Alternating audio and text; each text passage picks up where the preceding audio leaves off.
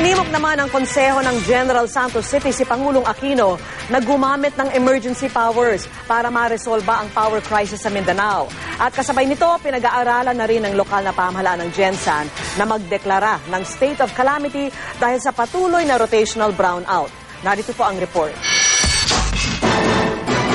Balik sa 7 oras kada araw ang kalbaryong rotational brownout ng mga taga-General Santos City. Di raw tulad nitong Semana Santa kung kailan tuloy-tuloy ang supply ng kuryente. Paliwanag ng South Cotabato Electric Cooperative 2. 2 araw kasing nagsara noon ang mga mall at iba pang establishmento kaya nadagdagan ang supply ng kuryente. Ang lokal na pamahalaan ng Gensan, pinag-aaralan ng magdeklara ng state of calamity sa gitna ng patuloy na rotational brownout.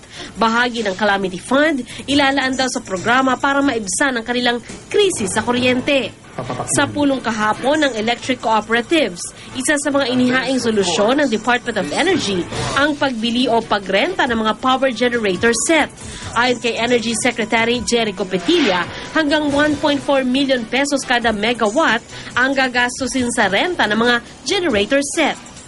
Ang problema, tataas din daw ng mula piso at 40 sentimo hanggang 4 na piso kada kilowatt hour ang singil sa kuryente sa Mindanao.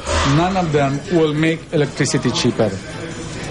All of them, in fact, will mean higher electricity in the short term, in the next 2 years.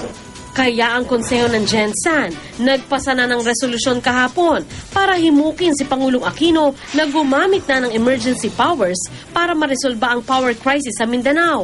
Wala pang sagot dito ang palasyo. Pero noong nakaraang taon, matamlay ang naging pagtugon dito ng Pangulo.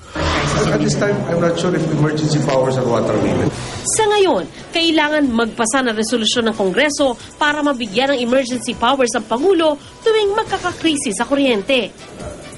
Sa panahon ni dating Pangulong Fidel Ramos, napabilis ang pagpapaaproba ng mga kontrata sa mga Independent Power Producer o IPP para mapunan ang kakulangan sa supply ng kuryente noon dahil sa ipinagkaloob sa kanyang emergency powers.